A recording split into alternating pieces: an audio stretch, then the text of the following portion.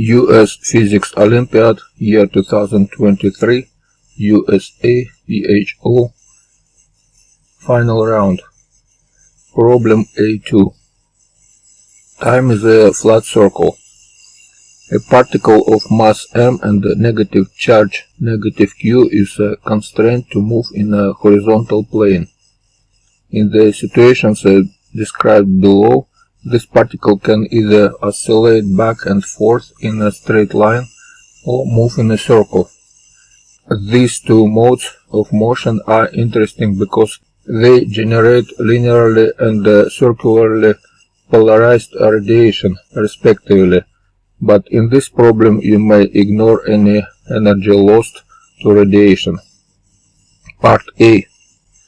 A large positive charge big Q, much greater than small q, is fixed in place a distance r directly below the origin of the plane.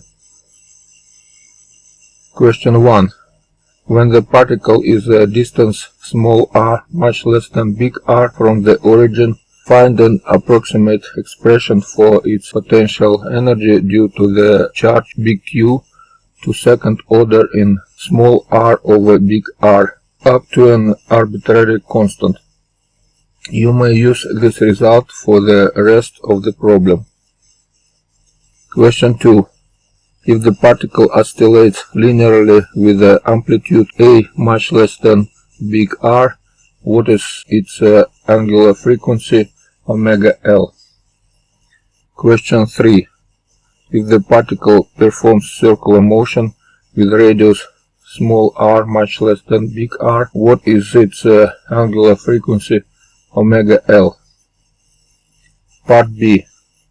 Now an additional negative charge negative q is fixed in place at the origin of the plane. Question 1. What is the equilibrium distance r0 of the particle from the origin?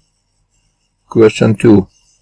If the particle oscillates linearly with the amplitude a much less than r0, what is its angular frequency big omega L? Is it higher or lower than small omega L? Question 3. Now suppose the particle performs circular motion with radius r equal r0 plus delta r, where delta r much less than r0. What is its angular frequency big omega L in terms of omega c, r and delta r? Is it higher or lower than omega c?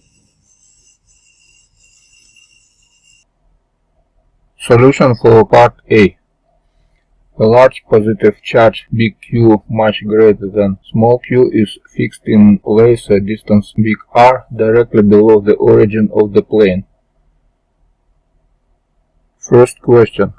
When the particle is a distance small r much less than big R from the origin, find an approximate expression for its potential energy due to the charge big Q to second order in small r over big R up to an arbitrary constant. You may use this result for the rest of the problem. Solution. First, let's draw the picture. Origin is right here. Big charge Q is on a distance big R from the origin below, and the small charge negative Q is distance small r to the right from the origin. So the potential energy of the particle relative to infinity is this one, which is approximately equal this one. Here we have used the binomial theorem of the square root, since small r much less than big R. So we have this approximation for x much less than 1. This constant doesn't matter, so we could eventually write this as this one, which is exactly second order small r over big R. So that was solution for the first question from part A.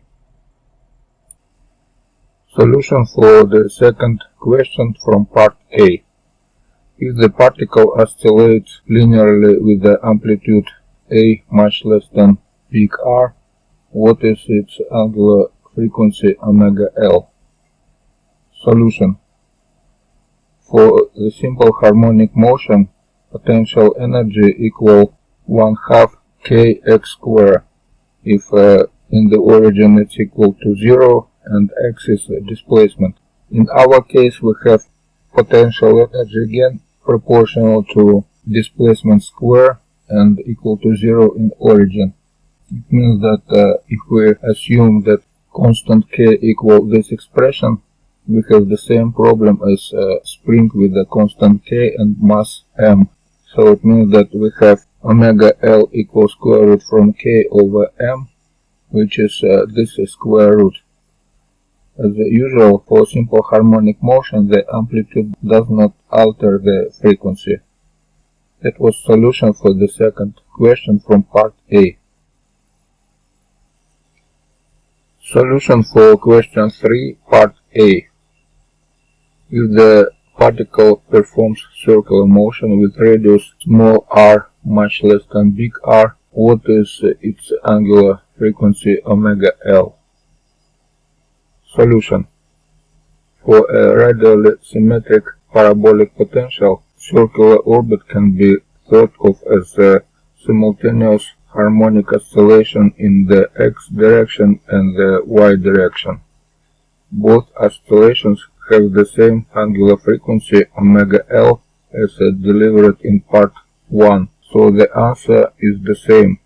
That was solution for question 3, part A. Solution for part B. Now an additional negative charge, negative Q, is fixed in place at the origin of the plane. First question.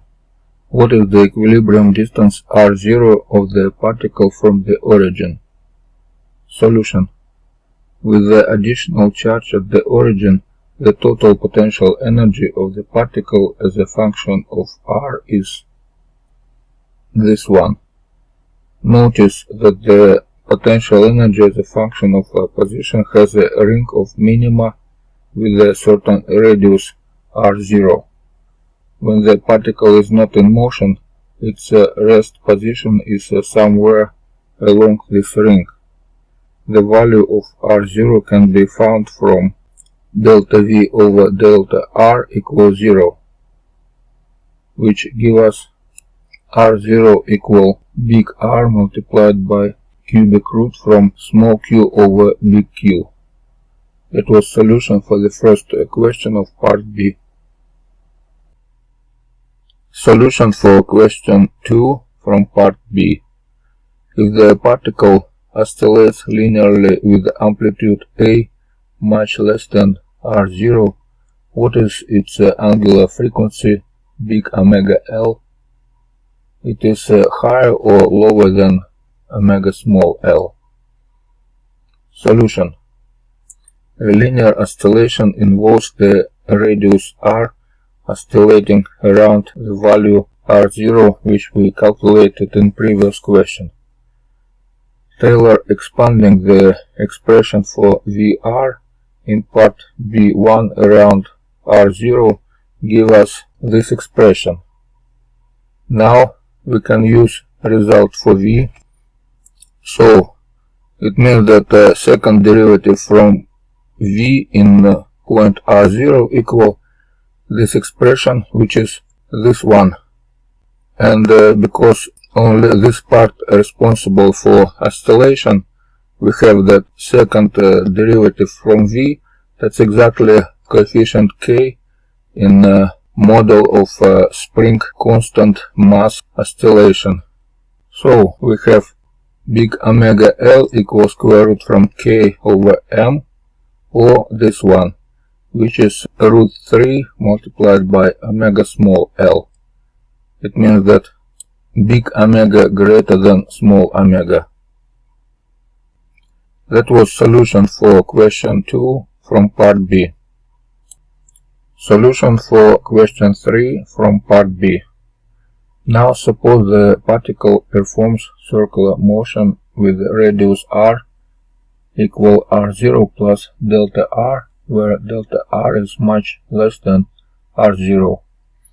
What is its angular frequency omega big C in terms of omega small c, r and delta r? Is it higher or lower than omega small c? Solution. For circular motion with radius little bit greater than radius of equilibrium r0, the orbit is above, but is very close to the bottom of the ring of minima r0.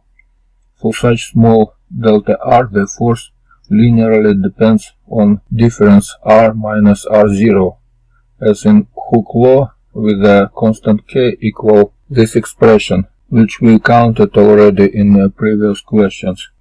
Now Newton's second law gives us that this restoring force must be equal to centripetal force m omega square r0. From here we can count that this angular velocity or angular frequency of circular motion equal this expression. Notice that the orbit frequency now explicitly depends on the orbit radius through delta r. So unlike in the case of the usual harmonic oscillator, in this case one can generate circularly polarized light with a wide range of frequencies by exciting circular motion with a different radii. Since delta r much less than r0, the angular frequency big omega c much less than small omega c, so that adding the charge negative q at the origin has made the orbit much slower. Intuitively, this is because the set of potential minima is a flat circle, so that the orbit frequency can get arbitrarily small for arbitrarily small angular momenta. This is connected to Goldstone's theorem in quantum field theory, which states that spontaneously broken symmetries give rise to low frequency modes. So, finally we gave the answer for question 3 from part B, and now we finish discussion for whole problem A2.